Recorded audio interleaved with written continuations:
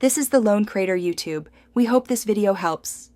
In this video, I will explain how to use Adobe Substance 3D Painter.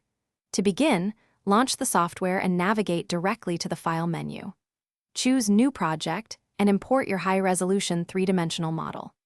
Select a suitable template, such as PBR Metallic Roughness, and confirm your document resolution, perhaps 2048 pixels, ensuring a solid foundation for your texturing journey. This initial setup is crucial for smooth progress. Mastering layers and masks is fundamental for precise control over your textures. Drag and drop smart materials from the Assets panel to instantly add realistic surfaces like rust or concrete. Then, refine these by painting directly on your model, adjusting brush size and flow, giving your asset a truly unique and handcrafted feel. Experiment with different blending modes to achieve desired effects. Generators and filters offer powerful ways to automatically create realistic wear or intricate patterns on your model. Ensure you bake all essential mesh maps, like normal and ambient occlusion, for accurate light and shadow interaction.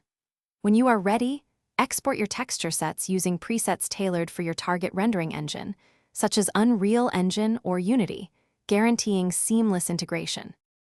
Always optimize your projects by consolidating layers and removing unused assets to maintain efficient performance, especially with large scenes. Dive into the thriving Substance three-dimensional community online. It offers a wealth of tutorials, custom assets, and helpful advice. Consistent practice and experimentation with new techniques will undoubtedly elevate your texturing abilities over time. Thanks for watching. Consider subscribing if we helped you.